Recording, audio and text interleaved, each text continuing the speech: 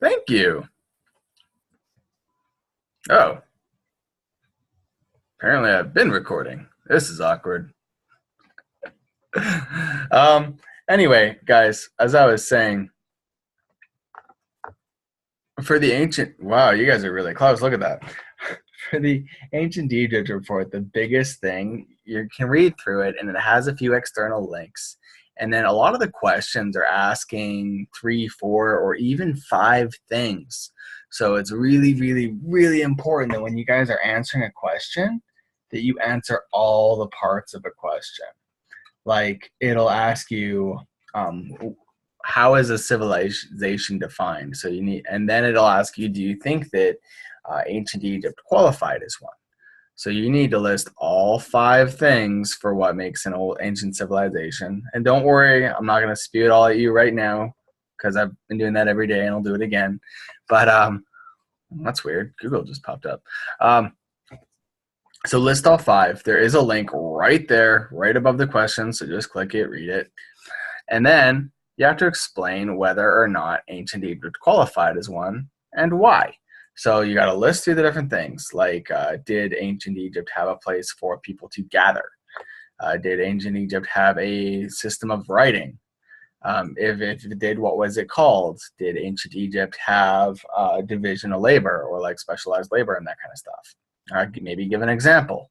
So it's actually a pretty long answer, even though it's just one question. So you got to look for all the little questions within the question. Does that make sense, guys?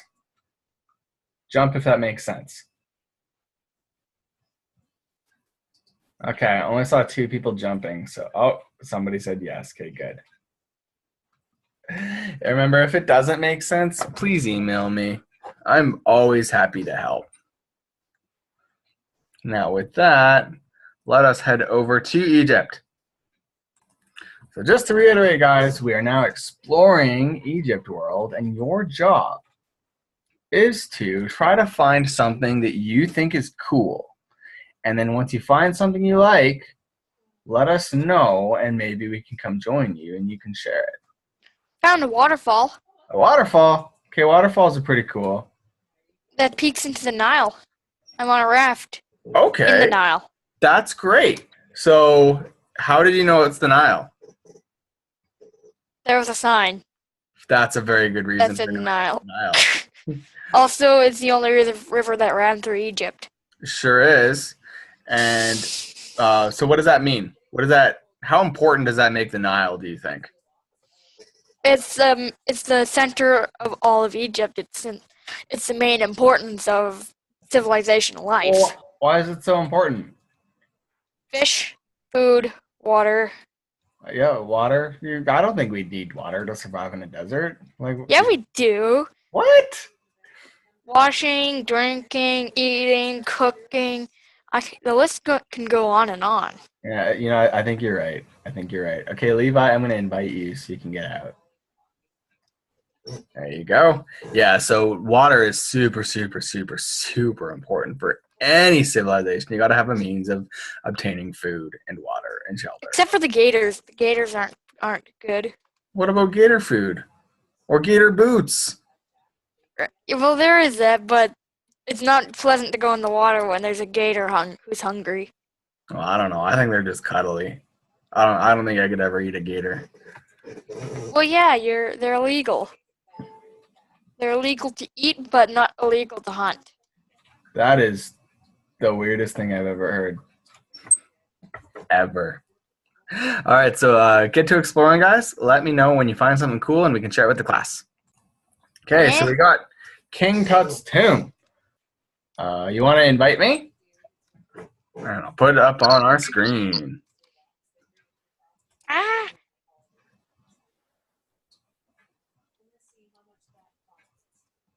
Is that a gator? Yes, it is.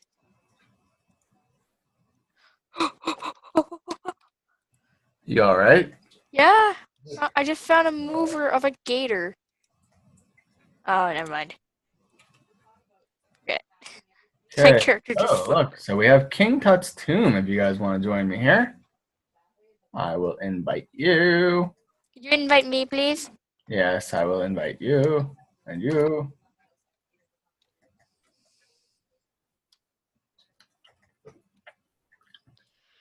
Yay! So let's take a walk through. And remember, we're looking for. The king. Yeah, I guess. Oh, look. Better watch your head. Whee! Okay, so if we stop here, we're going to notice there are some quiz questions. Like, what do Egyptologists call hieroglyphs in oval containers? Who wants to guess? Try clicking on one of these things here. Take a guess. See if you're right. Oh, I got it right. It was red. Now there's cheap Egyptian hold music.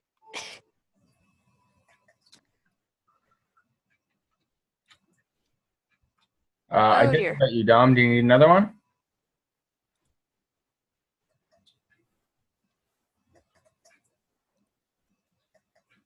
Okay. Yeah, so they were called cartouches, not medallions or sacred writing. Ooh la la, spider. So we can learn all kinds of stuff here. And I'm going to let you guys do that for a minute. Well, I start going through our homework. Excuse me. Yes, Gabriel? If you want to join me, then I found the Tower of Babel. That's pretty cool, too. All right, I'll join you. Who is it? Found the Pharaoh's tomb. Okay. Me too. Question 1. Please define a civilization and explain if Egypt qualifies as one. And then it has this handy-dandy link you can click. It defines civilization for you. So you got to list all the reasons why whether or not you think Egypt is one. So every different criteria, like the writing and the gathering place and the government, you need all of them. Okay?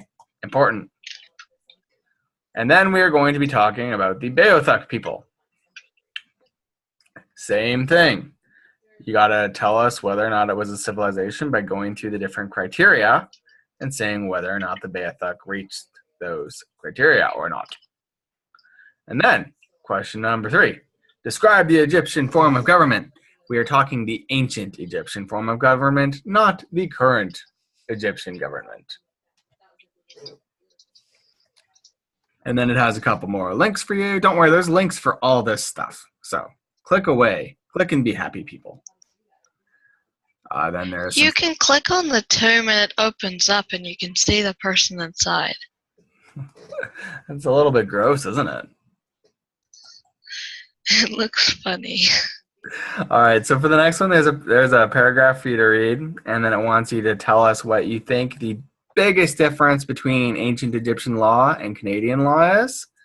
And it says to explain your answer in a paragraph. So for some of you, paragraph might be 3 sentences. For others, if you're on an English IEP or SLP, sorry, not SLP, IEP, then you can get away with probably 3 sentences.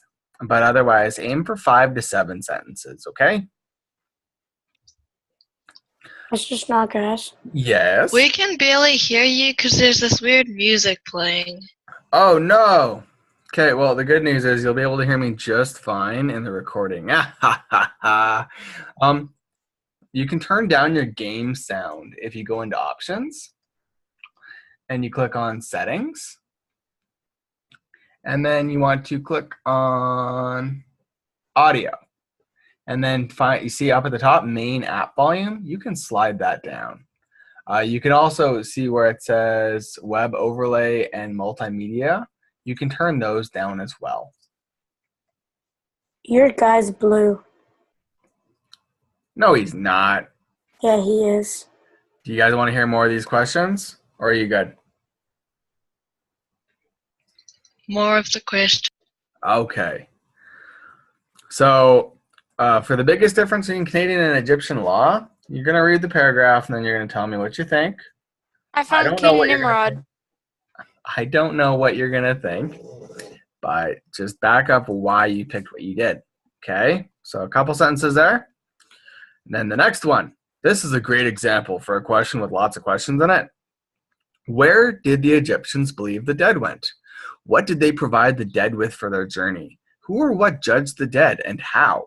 And then if you have additional information about this practice, please share it with us as well. There are some Moodle resources which should have helped you quite a bit with this one. So for this question, we have 1, 2, 3, 4. So that tells me that where did the Egyptians believe the dead went? That's 1. What did they provide the dead with for their journey? 2. Who or what judged the dead and how? That's actually 2, so that's 4. So that tells you that this question is out of at least 4. And then, if you have additional information about this practice, please share it as well. For this one, I will give you a bonus mark if you had anything beyond that 4. So, it's important that you guys pay attention to all the questions in the questions. Please let us know how the environment the Egyptians lived in affected their way of life, i.e. food, architecture, and settlement patterns. I think you guys could probably answer this one right now. How did the ancient Egyptians settle? Where did they set up places to live? We already talked about it in class. Just this class, actually, like 5 minutes ago. I found a weird, like, not a tomb, but a place with a bunch of scrolls on little. Okay.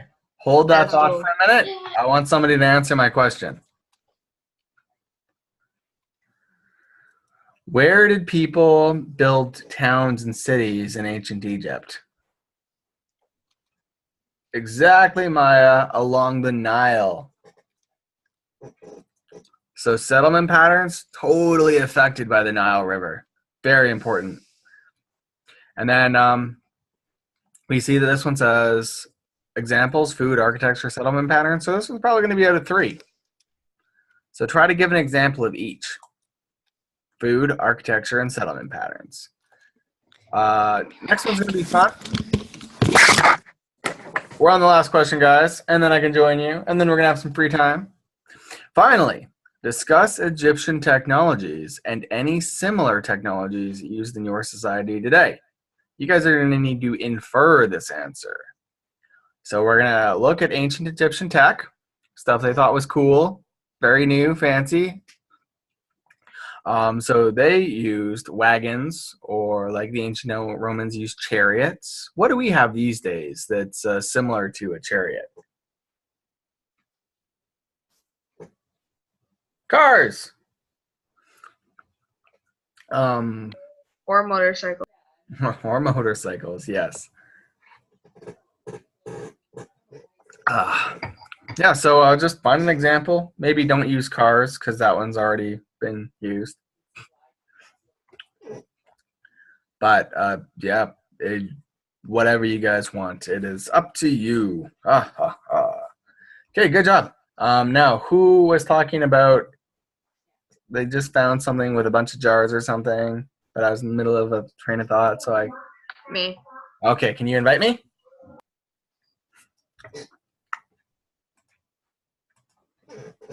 In the tomb, there was a scroll, Mm-hmm. and if you click it, you pick it up, but now I can't get rid of it, like let it go.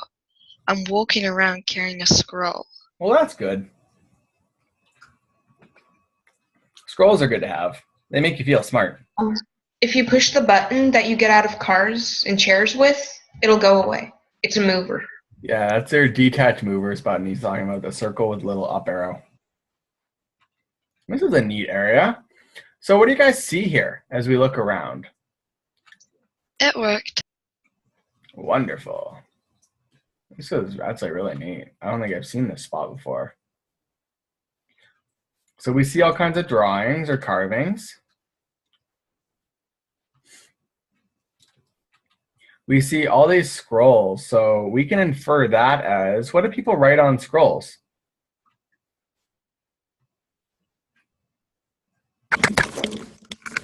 What do people put on scrolls? Anybody can answer. Use your mics. Don't worry about being wrong, because chances are you're not going to be wrong. Stories? Yeah, they could put stories, for sure. What else? History. History. Yeah. Bible. Maybe not in ancient Egypt, but definitely in other societies.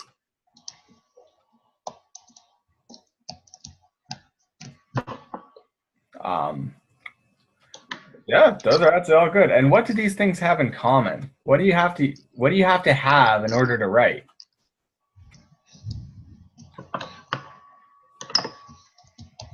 You need to have some sort of language to write it in, and ink, and a pencil or quill. Those are all very, very good answers, actually. So this is showing that from seeing these scrolls that the ancient Egyptians had a form of writing, which is one of the things you need to be a civilization. So we found a great clue here. Danny, Yes. I found the new lighthouse of Alexandria. Oh, that sounds pretty fun. It's basically a whole entire staircase with just a fire on top of it. That still sounds pretty cool. Okay, guys. So, like I said, your mission, find cool stuff. And then for next week, or you can start this week, we're going to begin working on building something in your lot that shows off one of the things that you thought was coolest about ancient Egyptian civilization.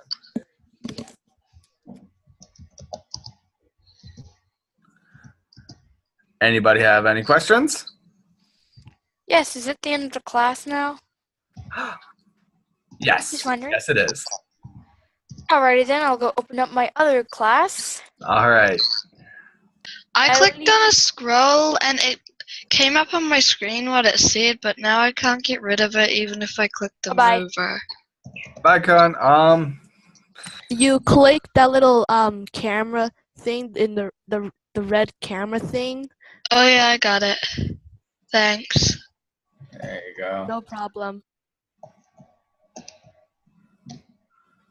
Whoop, whoop. Ooh, Isaiah found some ghosts. All right, I'm going to end our recording here, but I'm still going to be hanging out with you. So, bye, guys.